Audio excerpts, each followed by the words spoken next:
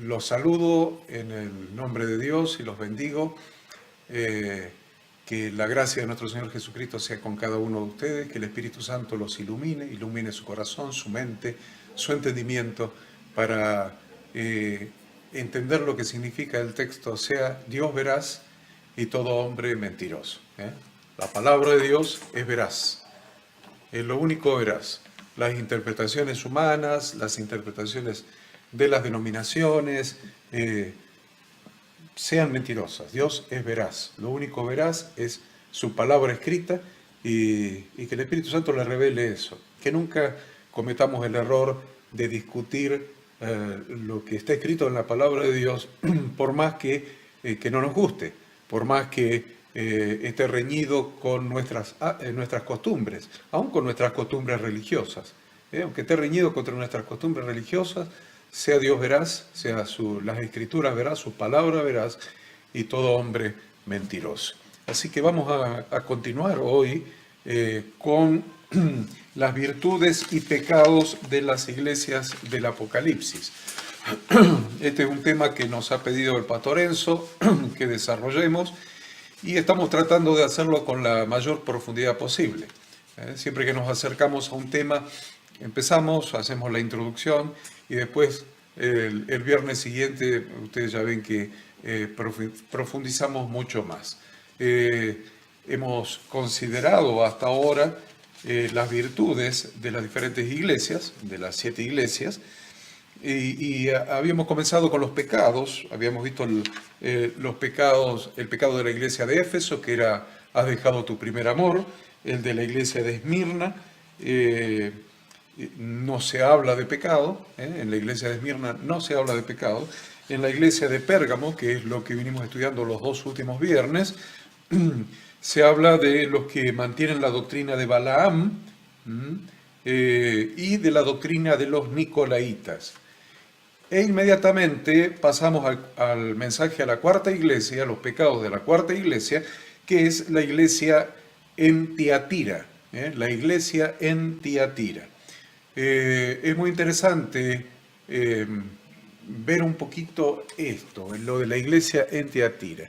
Yo no sé si ustedes saben dónde se encuentran geográficamente esas iglesias. Por eso les preparé un pequeño PowerPoint para que nos ubiquemos, pero lo que vamos a tratar hoy es los pecados de la iglesia en Tiatira. ¿Qué pecados, qué diagnóstico hace el Señor Jesucristo, Yahshua, resucitado y ascendido?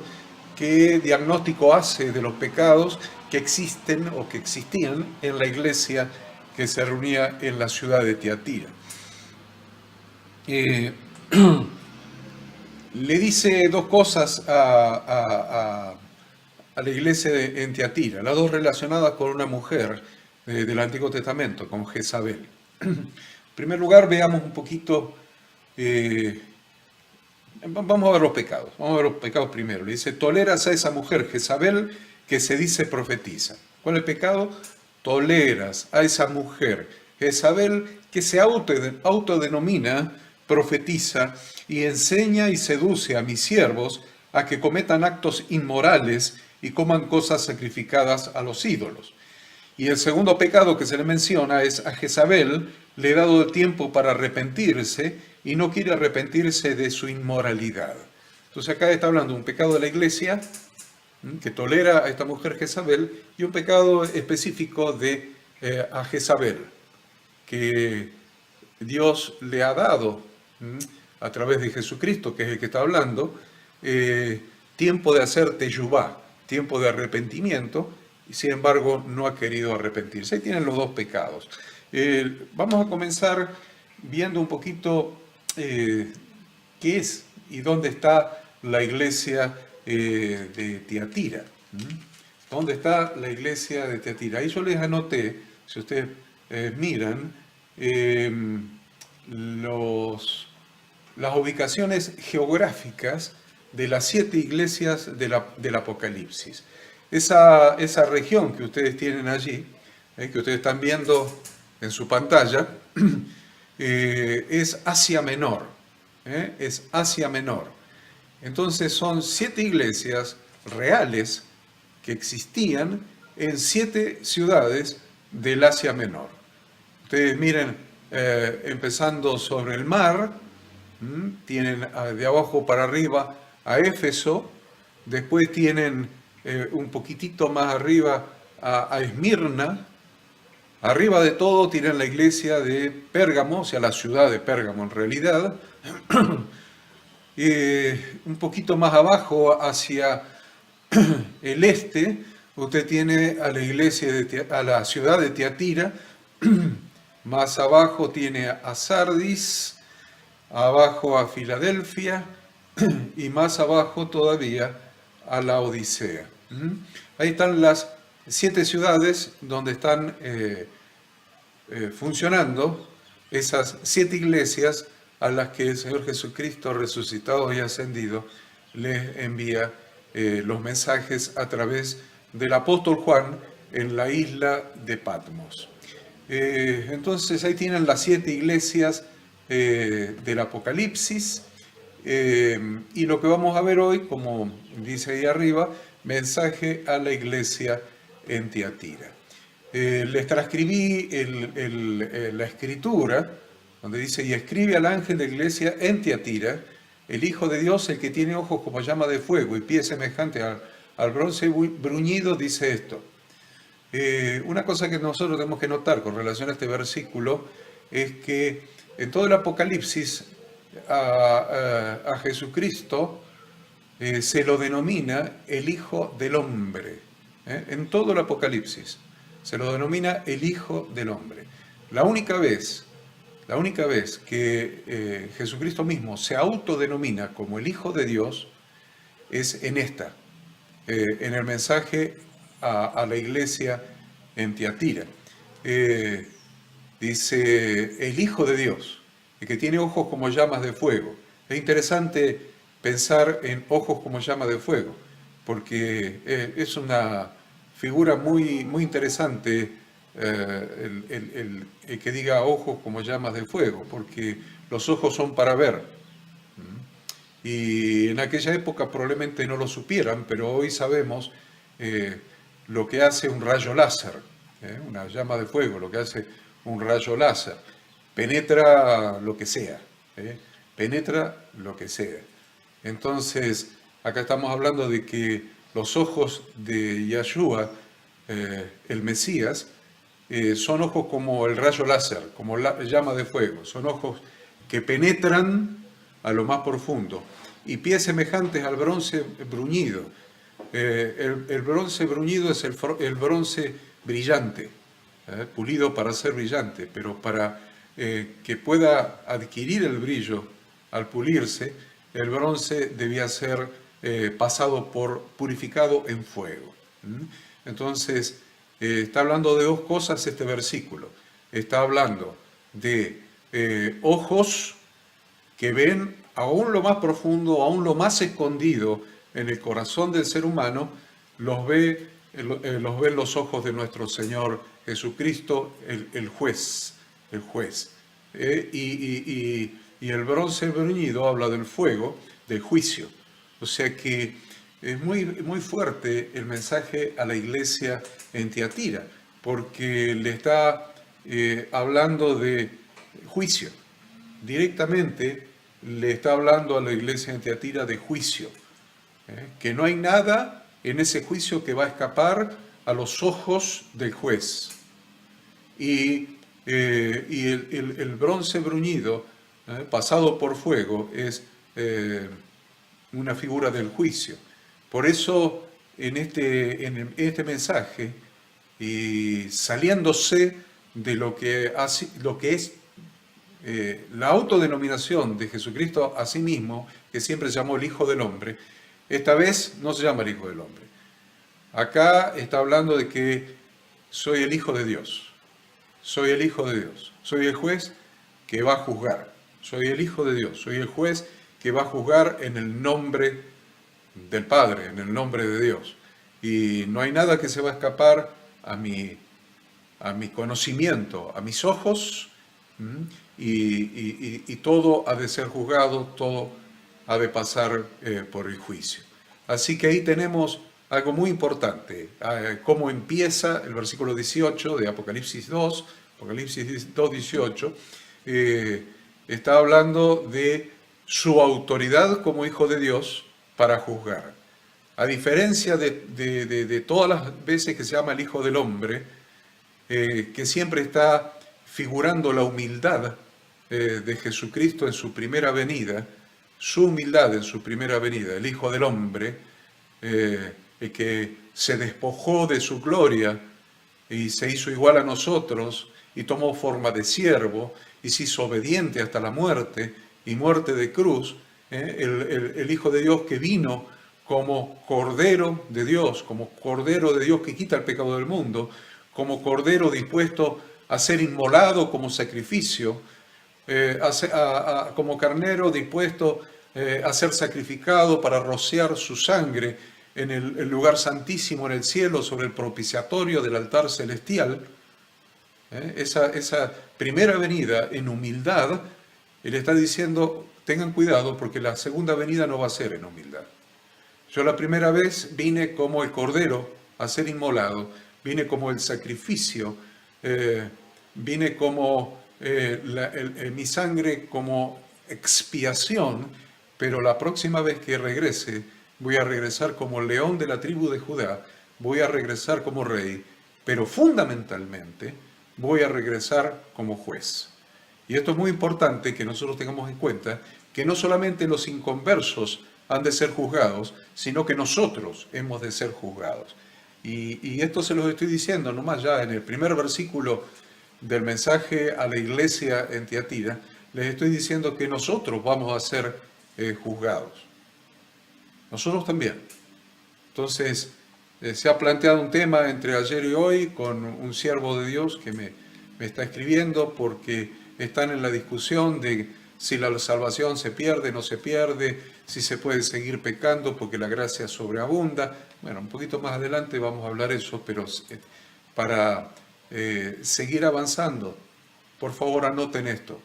No solamente el mundo va a ser juzgado, sino que nosotros, los miembros de la Quejilá, los miembros de la Eclesía, los miembros de la Iglesia de Dios, vamos a ser juzgados primeros, antes que la gente inconversa. Voy a seguir leyendo. Dice, yo conozco tus obras. O sea que es lo más parecido a una iglesia tradicional, con obras, ¿ven? Obras, llena de obras. Conozco tus obras, conozco tu amor, conozco tu fe, conozco tu servicio, conozco tu paciencia y que tus obras postreras son más que las primeras. Es muy bueno este diagnóstico de las virtudes de la iglesia en Tiatira. Muy bueno, lleno de obras y las obras cada vez mejores. Pero tengo unas pocas cosas contra ti, dice el versículo 20, que toleras que esa mujer, Jezabel, que se dice profetiza, enseñe y seduzca a mis siervos a fornicar y a comer cosas sacrificadas a los ídolos. Y le he dado tiempo para que se arrepienta, pero no quiere arrepentirse de su fornicación. He aquí yo la arrojo en cama, y en gran tribulación a los que con ella adulteran, si no se arrepiente de las obras de ella. Aún a Jezabel, el Señor Jesucristo, Yahshua el Mesías, resucitado y ascendida, aún a Jezabel le da la posibilidad de la teyubá, del arrepentimiento. Y dice, y a sus hijos heriré de muerte, y todas las iglesias sabrán que yo soy el que escudriña la mente y el corazón. Él escudriña la mente y el corazón. Ahí tienen, ven, los ojos de fuego. Y os daré a cada uno según vuestras obras. Ahí tienen el juicio. Nuevamente lo del versículo 18. Los ojos de fuego y los pies de bronce bruñido. El juicio. Pero a vosotros y a los demás que están en Tiatira, a cuantos no retienen esa doctrina, quiere decir que en la misma iglesia de Tiatira están los que retienen la doctrina de Jezabel. Retienen quiere decir que guardan, que mantienen la doctrina de Jezabel, pero había gente que no. Entonces dice, a los que no tienen esa doctrina, y no han conocido lo que ellos llaman las profundidades de Satanás, yo os digo, no os impondré otra carga. Pero lo que tenéis, retenedlo hasta que yo venga. ¿Qué es lo que quiere decir esto? Quiere decir que las obras que hacía esa iglesia no estaban de más. Algunos se tientan a decir, ve que las obras estaban todas de más. No, no estaban de más. Las obras estaban perfectas. Lo que estaba mal era tolerar a esa mujer Jezabel. Entonces, dice, retén eso entonces. No le voy a poner otra carga. Pero lo que tenéis, esas obras, ese amor, esa fe, todo eso que tenéis, retenedlo hasta que yo venga. Al que venciere y guardare, y otra vez ven, para que no queden dudas con relación a las obras, porque hay quienes les parece que hablar de obras es pecaminoso. Sin embargo, vuelve a hablar de al que venciere y guardare mis obras hasta el fin, yo le daré autoridad sobre las naciones y las regirá con vara de hierro y serán quebradas como vaso de alfarero, como yo también la he recibido de mi Padre, y le daré la estrella de la mañana. El que tiene oído, oiga lo que el Espíritu dice a las iglesias. Y la lectura, entonces, nuevamente, para que usted ubique en un planito un poquito mejor, las 7 iglesias del Asia Menor, las 7 iglesias del Apocalipsis, ahí tienen a Tiatira. Es muy importante este planito que les estoy poniendo, porque ustedes ven que Pérgamo, por ejemplo, era una iglesia que estaba sobre el mar. Acá tenemos Esmirna sobre el mar y tenemos a Éfeso sobre el mar. Sin embargo, Tiatira está adentrándonos más o menos unos 50 kilómetros al continente, en un valle. ¿Por qué les digo que era un valle? Porque era un camino obligado para ir a Pérgamo, para ir a la ciudad marítima donde se comercializaba, un camino obligado, Tiatira. Estaba ahí en un valle, unos 50 kilómetros antes de llegar a Pérgamo, con una población de aproximadamente unos 30.000 habitantes. Eso era Tiatira. Ahí en Tiatira había un templo al dios Zeus, creo que era, o Apolo. Ya se lo voy a decir un poquito más adelante cuando me acuerde. Un templo a Apolo. Apolo, el hijo del dios Zeus. Es importante que entendamos por qué. Yo me estoy dando cuenta, miren, a medida que se los voy diciendo. Y por eso me doy cuenta que el templo que había era un templo a Apolos. ¿Quién era Apolo? Apolo era el hijo del dios Zeus, de dios Zeus. Entonces, miren qué interesante por qué Jesús dice, yo soy el hijo de Dios. Porque el templo que había ahí en Tiatira era un templo del hijo de Dios. ¿Qué Dios? Zeus. Y él está diciendo, yo soy el hijo de Dios verdadero, del único Dios vivo y verdadero, creador del cielo y de la tierra. Ahí tienen otra explicación de por qué Jesús, resucitado y ascendido, está diciéndole que soy el hijo de Dios. Porque ahí en Tiatira había un templo de un hijo de Dios, pero no del Dios vivo y verdadero, sino del Dios Zeus.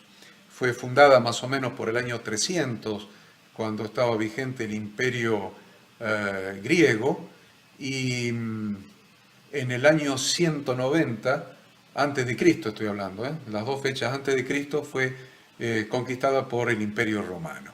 Ahí tienen una breve descripción de la iglesia en Tiatira. ¿Qué más les voy a decir? El gran problema de la iglesia de Tiatira lo tienen ahí en la pantalla. El gran problema de la iglesia de Tiatira se llamaba Jezabel. Y Dios le da la oportunidad a la iglesia de Tiatira para que se arrepienta, y le da la oportunidad a Jezabel y a sus seguidores también para que se arrepientan. Esto es el resumen, y estamos estrenando, vieron, pantallas nuevas, así que volvemos entonces de lleno al estudio. Muy bien. En comparación con otras ciudades del Asia Menor, entonces Tiatira era la más pequeña, no era grande, ni contaba con las atracciones, ni el puerto para la comercialización de productos que contaban las demás ciudades. pero había algo muy particular. Eh, Era una ciudad, como no era portuaria, no era comercial, sino que era productiva, era productora. Estaba llena de gremios, de los diferentes oficios. ¿Eh? Era gente que se dedicaba a los oficios. Entonces lo estoy diciendo es muy importante. Eh, no era un centro cultural, no era un centro religioso, eh, tampoco era un puerto, pero sí era un centro productivo, comercial, en actividades productivas, estratégicamente ubicado en la ruta del comercio, el comercio que iba hacia Pérgamo. Entonces, en esta ciudad había gremios, diferentes gremios, como panaderos, herreros, alfareros, curtidores, tejedores y otros oficios más. O sea, era una ciudad totalmente productiva.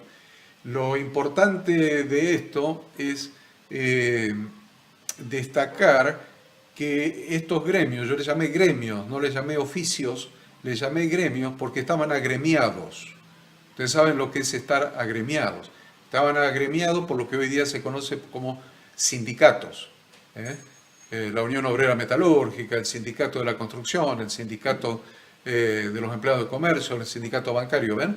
En esa época estaban agremiados por los sindicatos. Esto es muy importante para entender el mensaje de Jesucristo a la iglesia de Tiatira. Los gremios en realidad no tienen nada de malo, todo lo contrario. En los países donde está bien usado la agremiación, en los sindicatos, realmente es algo muy bueno para los trabajadores, porque hasta rinden sus exámenes para aumentar de categoría en el convenio colectivo, lo rinden el examen en los sindicatos y el sindicato acredita que puede aumentar de categoría y acceder a una categoría superior con una remuneración superior. Eso pasa, por ejemplo, en los Estados Unidos. No piensen que los sindicatos en todo el mundo son como la Argentina. No estoy hablando mal de los sindicatos, estoy diciendo que los sindicatos en sí, si cumplen la función que tienen que cumplir, son algo bueno porque agremian los diferentes oficios. Pero en esos tiempos, en los tiempos de la iglesia primitiva, en el primer siglo, o desde el segundo siglo antes de Cristo, el año 190, hasta el primer siglo, en esos tiempos los creyentes tenían un conflicto muy grande. Tenían un conflicto muy grande porque estas agrupaciones sindicales habían adoptado para cada una un dios pagano. Entonces tenían el dios de tal gremio, el dios de tal gremio, el dios de tal otro gremio. Habían adoptado deidades paganas, ídolos, dioses paganos, y entonces los agremiados se veían en la obligación de participar en actividades que iban en contra de la fe cristiana. En primer lugar, ya que estamos hablando, siempre está hablando de idolatría, o sea, fornicación, idolatría y comer cosas sacrificadas a los ídolos. Y ahora van a entender por qué está hablando de eso. Porque las reuniones que hacían en los gremios eran banquetes. Debían asistir a los agremiados a banquetes de su propio sindicato y esos banquetes incluían la comida que era previamente sacrificada, ofrecida a los ídolos. Entonces se ofrecía la comida a los ídolos y en los banquetes de los diferentes gremios se comía esa comida. Entonces ya van entendiendo por qué dice tolera a esa mujer Jezabel que incita a fornicar, o sea, a la idolatría y a comer cosas sacrificadas a los ídolos. Y aparte se esperaba que en ese banquete, si había un ritual previo o durante o posterior, un ritual al ídolo que correspondía a la deidad patrona de ese gremio, se presumía que todos los que estaban ahí participaban del culto a esa deidad patrona del gremio. Y ustedes saben, si no lo saben y ustedes lo googlean y lo estudian, van a ver que todas esas deidades incluían actos inmorales dentro del ritual. Dentro del ritual incluían actos inmorales. Vamos a decir hasta ahí nomás. Entonces, el gran problema era que si la persona no se unía al gremio, no se afiliaba al sindicato, con lo que eso implicaba, lo que estamos explicando que implicaba, no se les permitía comerciar sus productos, no podía comerciar sus productos, entonces obligatoriamente se tenía que afiliar al sindicato para comerciar los productos que fabricaba. Y si se afiliaba al sindicato, estaba todo esto que les acabo de decir, la idolatría, estaba lo que les acabo de decir de comer cosas sacrificadas a los ídolos y de la fornicación en los rituales paganos que incluían actos de fornicación o rituales sexuales. Es muy interesante esto porque no está hablando Yahshua el Mesías a la iglesia de aquella época solamente. Si bien es un mensaje a la iglesia en Tiatira de aquella época, en realidad es un mensaje que está dado con vigencia permanente durante estos 2000 y pico de años de existencia de la iglesia. Es para que diagnostiquemos y veamos si tenemos algo de esto adentro para arrepentirnos y sacarlos o nosotros salir de esa situación. Entonces, si es algo vigente, tendríamos que pensar que trae implícito esa amenaza para nuestras iglesias el día de hoy, en la actualidad. Porque sí fue dado con este sentido que le estamos dando a todos los mensajes de las 7 iglesias, tiene que tener vigencia el día de hoy. Entonces, hay 2 palabras que se usan y es pertenencia y aceptación. Pertenencia y aceptación. Son las 2 cosas que se busca en toda inclusión social. Para ser incluido socialmente se buscan esas 2 cosas. Pertenencia y aceptación. Y ojo, no basta con una sola. Yo he conocido gente que mediante sus buenos negocios, su trabajo, ha ascendido económicamente, en la escala social, económicamente, pero la gran lucha que han tenido ha sido por la aceptación de esos estratos sociales en los que se ha querido insertar. Es muy interesante, no se olviden que he sido contador público muchos años y he asesorado muchas personas, muchos han venido de abajo, otros han heredado, no hay drama, pero los que han venido de abajo no solamente alcanza con la pertenencia por los logros económicos, sino que empieza una lucha por la aceptación del estrato social. Entonces, con el fin de pertenecer y ser aceptados, muchos cristianos participan de actividades que comprometen sus principios y creencias, con el fin de ser aceptados. Participan de reuniones y de actividades que comprometen sus principios y sus creencias. Tienen que estar presentes donde están el grupo social al que quieren pertenecer. Es un grupo más elevado económicamente, pero ¿qué implica el grupo más elevado económicamente? Participar de sus reuniones, participar de sus cenas, participar de sus agasajos, participar de sus hábitos, de sus costumbres, de sus hobbies, aceptar. Después les voy a hablar del tema de la aceptación, aceptar el pecado.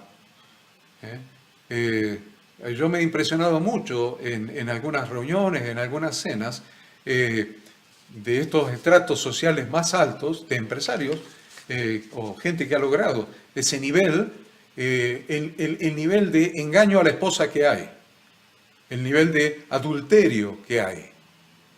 En los viajes de negocios, en salir, se ve que ninguno quiere salir con la patrona porque está gordita, ¿vieron?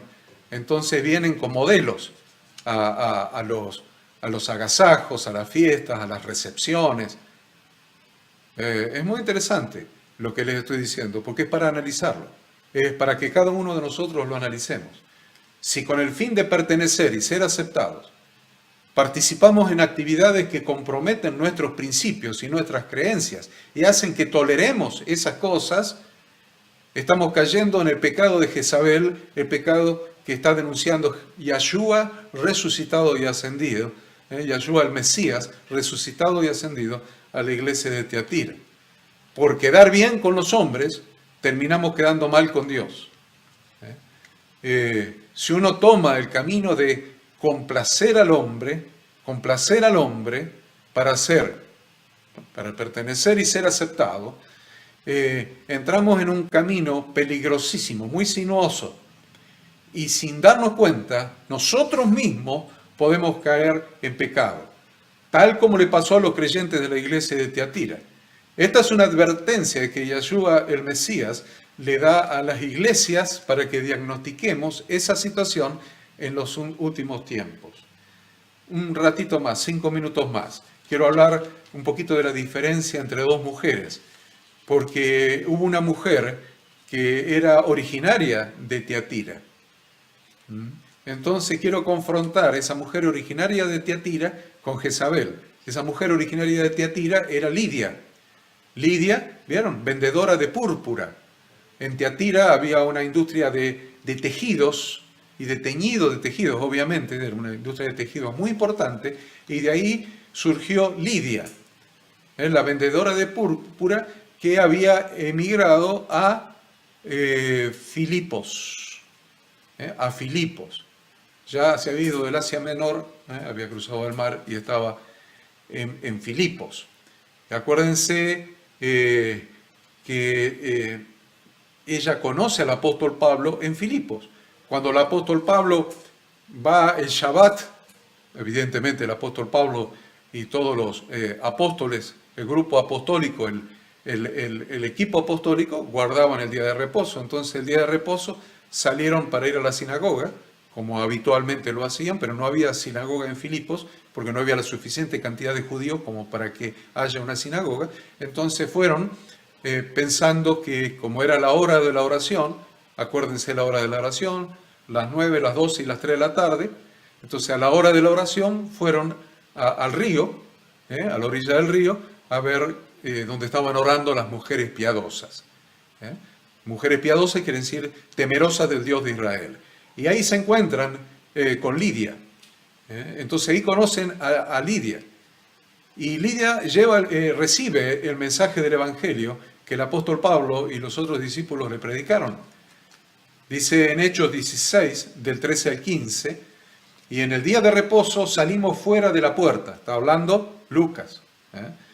En el día de reposo salimos fuera de la puerta, de la ciudad obviamente, a la orilla de un río, donde pensábamos que habría un lugar de oración.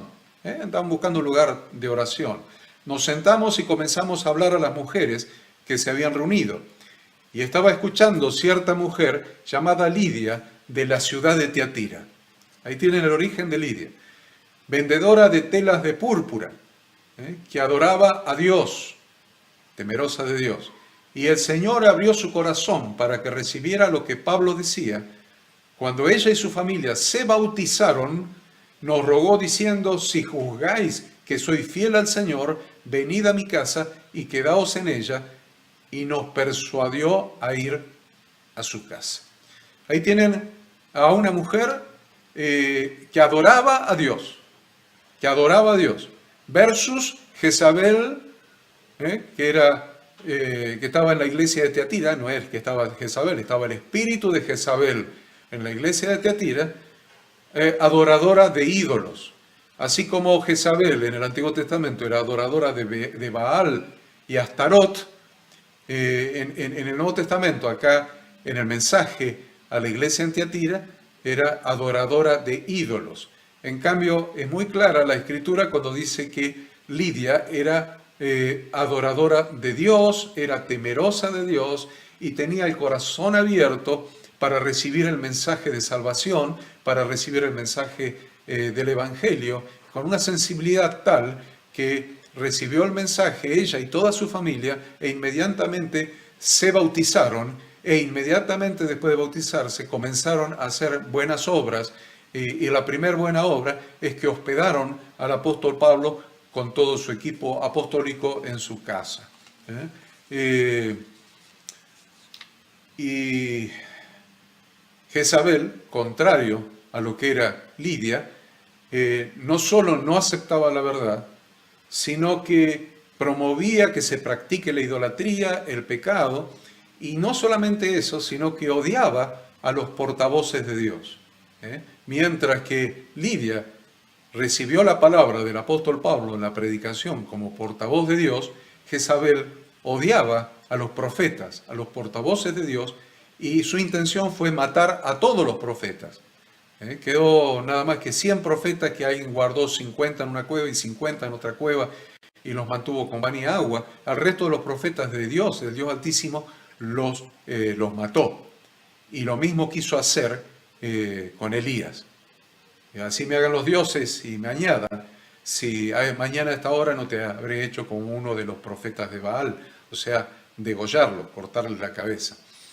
Entonces, creo que andamos por acá con los 35 minutos que pensaba hablar. Piense en Lidia y piense en Jezabel. Piense en Lidia y piense en Jezabel. ¿Cuáles son las características de una y cuáles las características de la otra? Porque el mensaje de Yahshua, el Mesías, resucitado y ascendido, dice a Tiatira: toleras a esa mujer Jezabel, que se dice profetiza y enseña y seduce a mis siervos a que cometan actos inmorales y coman cosas sacrificadas a los ídolos. Y a Jezabel le dice: le he dado tiempo para arrepentirse, y no quiere arrepentirse de su inmoralidad. Lo que quiero que ustedes se queden pensando, y si lo pueden estudiar y lo pueden analizar y pueden profundizar, escudriñar, qué significa que Jezabel, que se dice ser profetisa, enseña y seduce. Enseña y seduce. Estas dos palabras para mí son claves. Enseña y seduce. Entonces estaría interesante que podamos analizar mañana, el día que dedicamos a estudiar la palabra, a orar, a estar en comunión con la familia y con Dios, que puedan investigar a ver qué tendría que ver con la iglesia hoy para hacer un diagnóstico, que esta mujer, Jezabel, enseña y seduce. ¿Qué tiene que ver con las iglesias? ¿Qué es lo que enseñaba y a qué lo seducía? Le enseñaba y lo seducía a los siervos de Dios a que cometan actos inmorales y coman cosas sacrificadas a los ídolos. O sea, fornicación, ir detrás de los ídolos, comer cosas sacrificadas a los ídolos. Esto, vayan pensando que esto tiene que ver con pecar, la enseñanza de pecar, porque la gracia sobreabunda. Probablemente por ahí va a ser, vamos a encarar el estudio el viernes de la semana que viene, para que ustedes se entusiasmen y el viernes de la semana que viene podamos estar nuevamente juntos estudiando este mensaje que Yahshua el Mesías le envía a través del apóstol Juan en la isla de Patmos a la iglesia de Tiatira, para que podamos diagnosticar, primero determinar cuál es el pecado y después diagnosticarlo para ver si lo tenemos, sacarlo, y si no lo tenemos, no caer en este tipo de pecado. Los bendigo en el nombre de Dios, que tengan paz y gozo en Dios. Amén.